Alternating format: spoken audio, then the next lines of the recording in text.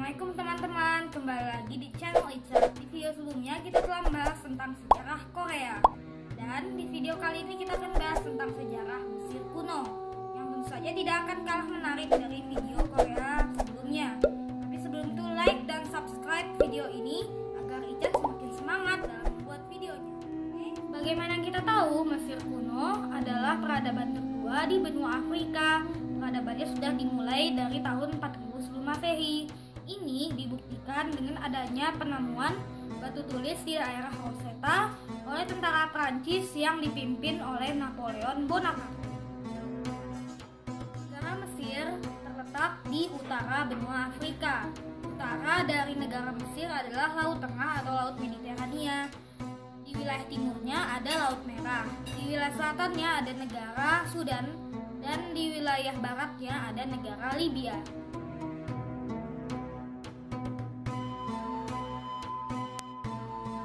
Peradaban Mesir kuno tumbuh dan berkembang di sepanjang aliran Sungai Nil. Sungai Nil merupakan urat nadi peradaban Mesir kuno. Sungai terpanjang di dunia tersebut tidak hanya menyediakan air, melainkan juga menyebabkan lahan subur yang luas di sepanjang tepiannya. Pada tahun 3300 sebelum Masehi, terdapat dua kerajaan di Mesir kuno, yaitu Kerajaan Mesir Dulu dan Kerajaan Mesir Hilir. Dan pada tahun 3100 sebelum Masehi, kedua kerajaan ini disatukan oleh Firaun Menes, yang akhirnya menjadi awal dari bermulanya peradaban Mesir kuno. Bagian zaman di peradaban Mesir kuno dibagi tiga, yaitu peradaban Mesir tua, peradaban Mesir pertengahan, dan peradaban Mesir baru. Zaman Mesir tua diawali dari masa Firaun Menes dan diakhiri oleh masa Firaun Pepi II. Sebagai raja kerajaan Mesir tua, Firaun Menes digelari Nesut-Biti atau raja yang menggunakan mahkota kembar karena berhasil menyatukan Mesir Dulu dan Mesir Hilir. Zaman Mesir tua juga dikenal sebagai abad piramida karena pada zaman ini dibangun beberapa piramida terkenal seperti piramida Giza yang merupakan piramida yang menjadi ikon dari negara Mesir hingga saat ini. Pada masa Firaun Pepi II memerintah, pemerintahan pusat menjadi lemah karena adanya persaingan. Dan ketika Pepi II meninggal, Mesir menjadi terpecah belah. Dan ini menandai berakhirnya periode Mesir tua dan peradaban Mesir kuno masuk ke zaman Mesir pertengahan. Pada masa Mesir pertengahan masih terjadi persaingan.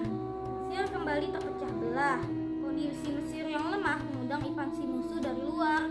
Akhir kerajaan Mesir pertengahan ditandai oleh serangan bangsa Hyksos dan Timur Tengah selanjutnya. Mesir diperintah oleh bangsa dan rumpun Semit.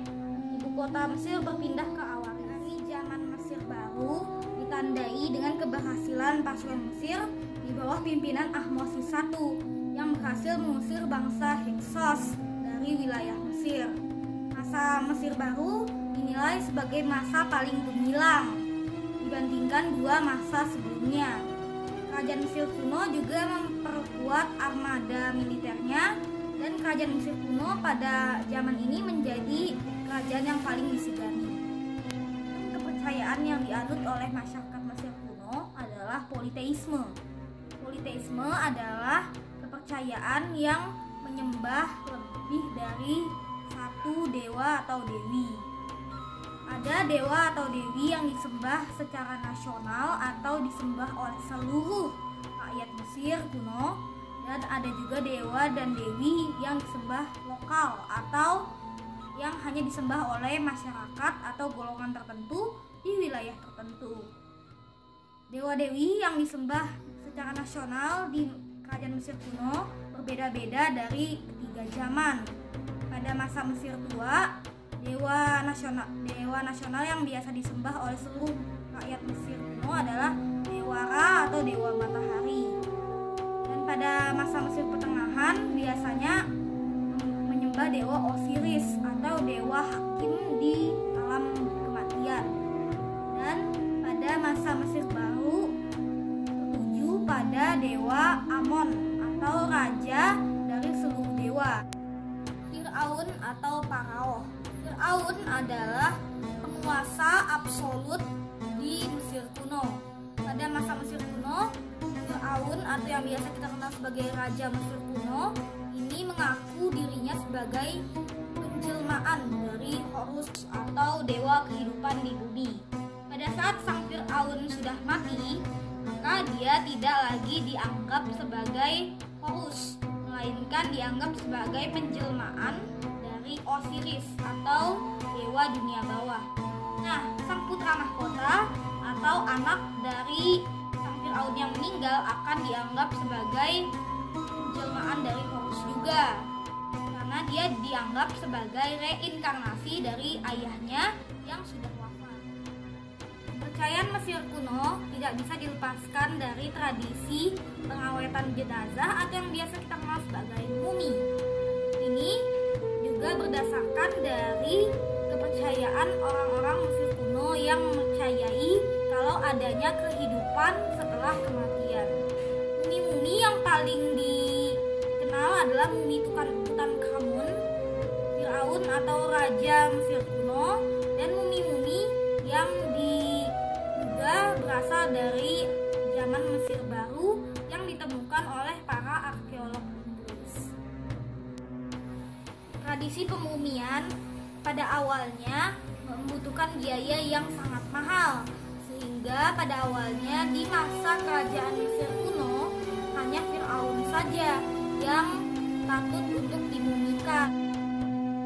Setelah proses pemumian, mumi Fir'aun ditempatkan di sebuah piramida. Piramida yang paling terkenal dan yang paling terbesar adalah piramida yang dibangun pada masa Fir'aun Khufu atau piramida Giza, yang disesuaikan dengan nama lokasi dibangunnya yaitu Giza. Nah, piramida ini dibangun dengan 2 juta balok batu, yang satu balok batunya itu berberat 2,5 ton. Setelah Khufu meninggal, anaknya yang bernama Khafre menjadi Fir'aun dan memulai kembali pembangunan piramida. Tapi kali ini piramida yang dibangun oleh Khafre adalah bernama piramida Khafre.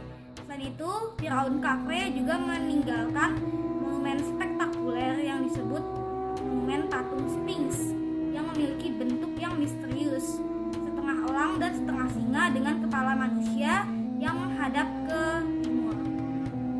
Capaian pertama bangsa Mesir kuno dalam bidang iptek adalah tulisan. Beribu-ribu tahun yang lalu, bangsa Mesir kuno telah mengetahui tulisan yang disebut dengan hieroglif. Hieroglif atau tulisan bangsa Mesir kuno ditemukan di dinding-dinding piramida, tugu obelis, dan daun papirus. Hieroglif terdiri dari gambar dan lambang berbentuk manusia, hewan, dan benda-benda. Kemajuan iptek yang selanjutnya adalah sistem kalender. Pada awalnya, masyarakat Mesir kuno menggunakan sistem kalender lunar atau sistem kalender bulan. Namun, karena dianggap tidak akurat, maka mereka menggunakan sistem perhitungan bintang. Dan akhirnya mereka pun menggunakan sistem kalender solar atau matahari yang kita gunakan sekarang. Berikut adalah fakta-fakta sosial Mesir kuno. Yang pertama, Fir'aun tidak pernah membiarkan rambutnya dilihat oleh siapapun. Yang kedua, wanita dan laki-laki di Mesir kuno memakai make up. Yang ketiga, anak-anak Mesir kuno tidak memakai pakaian sama sekali sampai usia mereka mencapai remaja. Yang keempat, orang-orang kaya biasanya menggunakan wig, sementara kelas-kelas biasa aja memanjangkan rambutnya sendiri. Kemudian, Mesir kuno juga mempercayai adanya flat earth atau bumi ini datar.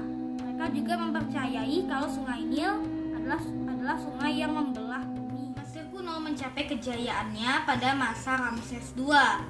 Kemudian Mesir mulai mengalami kemunduran pada tahun 1150 sebelum Masehi. Mesir kuno juga mulai ditaklukkan oleh raja-raja dari Nubia.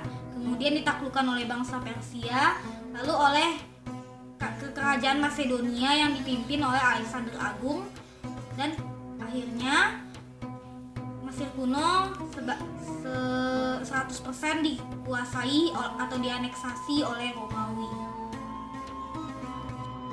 Nah, sekian pembahasan atau cerita mengenai sejarah Mesir kuno. Terima kasih, thank you for watching.